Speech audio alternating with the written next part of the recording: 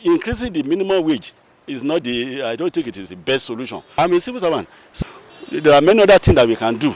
So even without increasing minimum wage, often and often. So there are many of there are moribund company.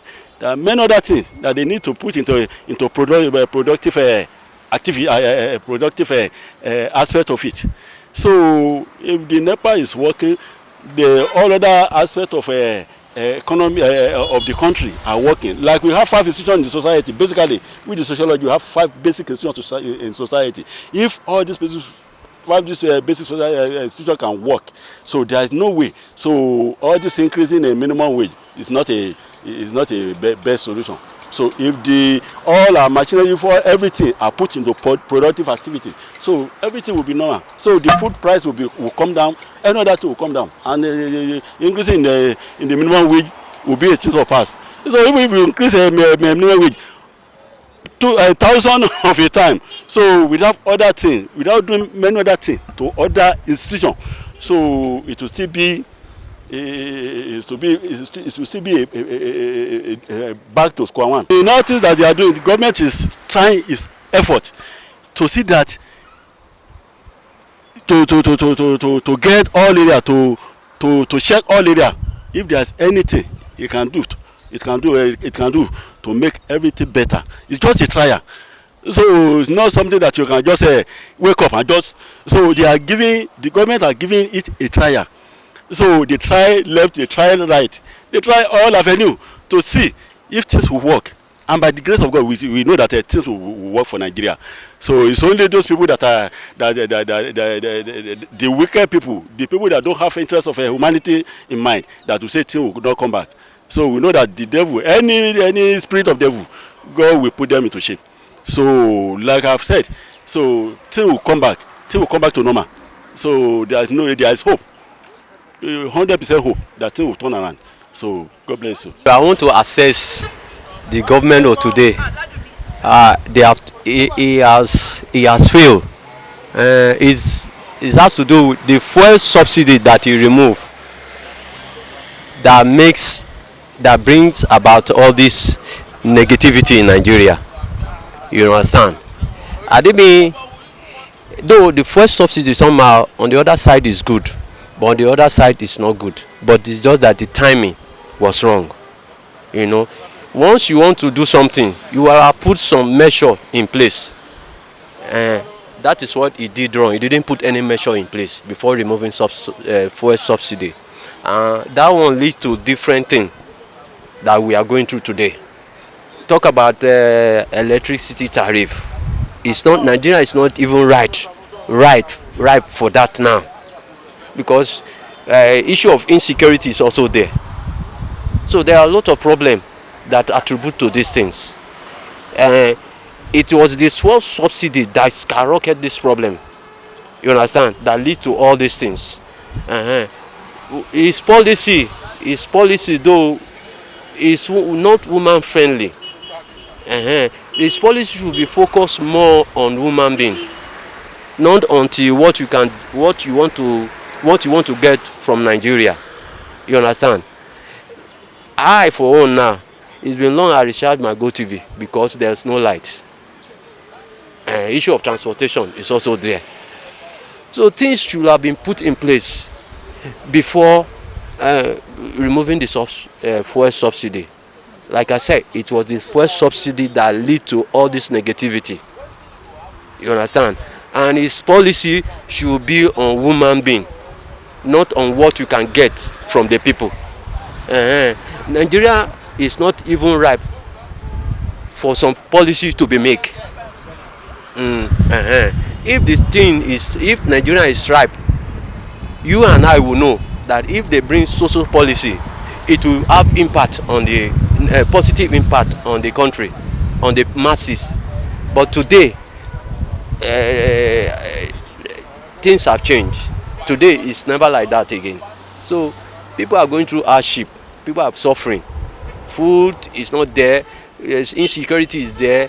Tariff issue is there. Transportation is there. So things are not really working. For me, things are not really working, because A man that is earning 48 or 35,000 naira and he has 3 kids, him and his wife, he cannot sustain it. A bachelor that has 20,000 naira in a month cannot the 20,000 naira cannot take him throughout the month. So there's a problem. There's a big problem that we are going through in this country. So any policy one is making, you have to be woman friendly. So that's just my take. You're welcome. Actually, things are really bad. The economy is very bad now. You can see if you go to the market every day. In fact, it's like every seconds. When you go to the market, you price the product, they will tell you this is the amount. You price goods, they will tell you this is the amount. The next minute you go back, they will tell you a different price. So the economy is really bad, and food are very expensive. That's the things that we need. These are the things we need. School fees is not even smiling on us. Food stuff everywhere. The transport is very bad. Like now, transportation, you go to filling station, some filling station will tell you 890, 900, and you're living with that same little money you're collecting as salary. It's nothing to write home about. We are really suffering. The masses are suffering. We are crying. We need the help of federal government. What we are inheriting now is what we inherited from the past government, because from the past government we started seeing things are becoming hard. So with this removal of subsidy, it make life very hard on us. Without any plans on ground, without preparing the workers, increment of salary, nothing. All of a sudden you just remove subsidy. It's not really smiling. It's not good. It's not favorable to the masses and the workers themselves.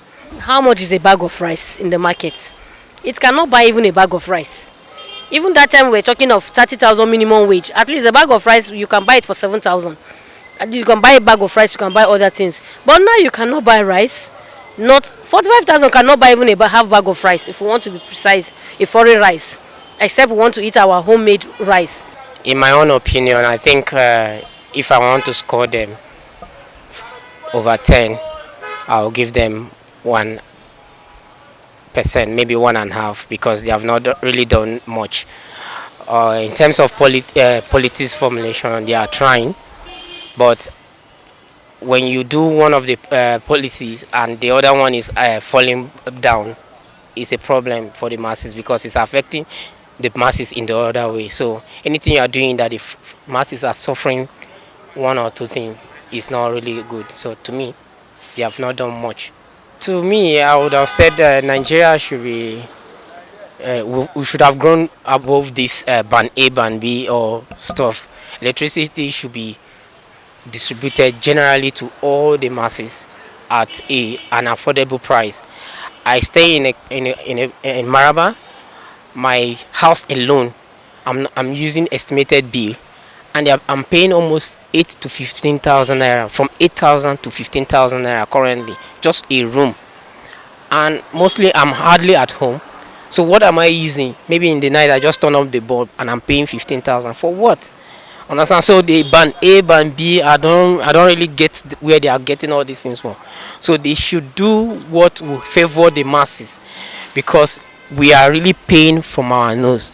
The economy is already bad, so adding more suffering or adding more pain to the people is not necessary to me. I think that is just my own opinion on that. As a matter of fact, a bag of rice is 62 to 68,000 naira.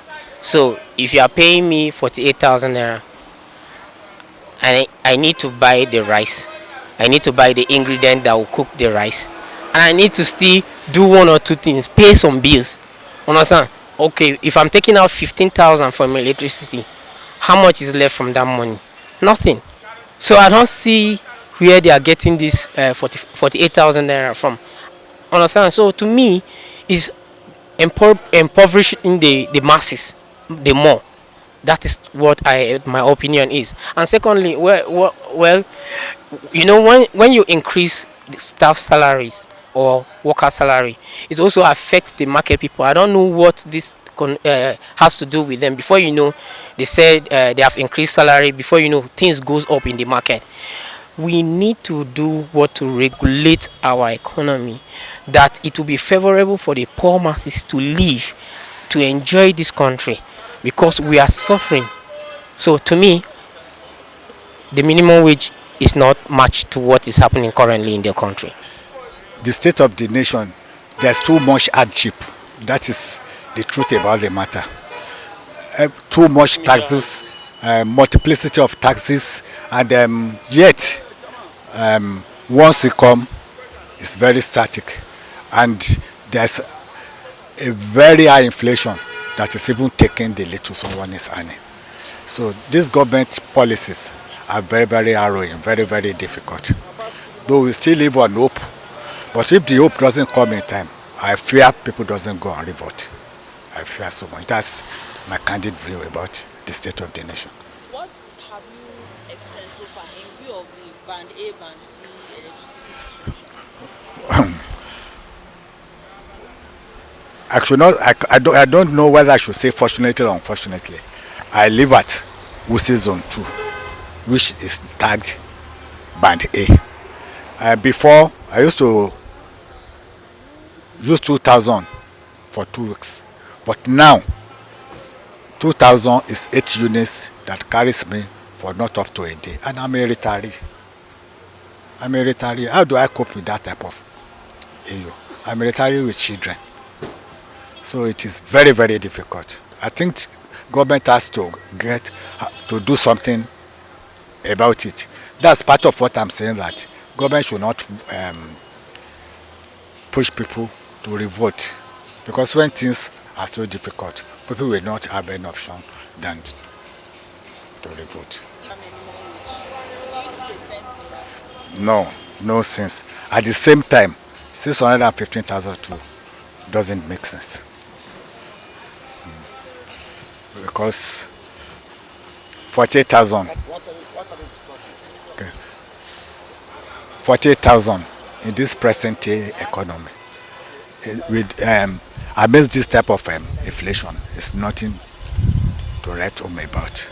At the same time, to say the economy should withstand a minimum wage of 615,000, at the same time, it doesn't make a lot of sense to me. Because vis-a-vis the revenue of government, I don't think Labour should be asking for something that will not be sustainable at the government. That's the truth. Omowa Peterson.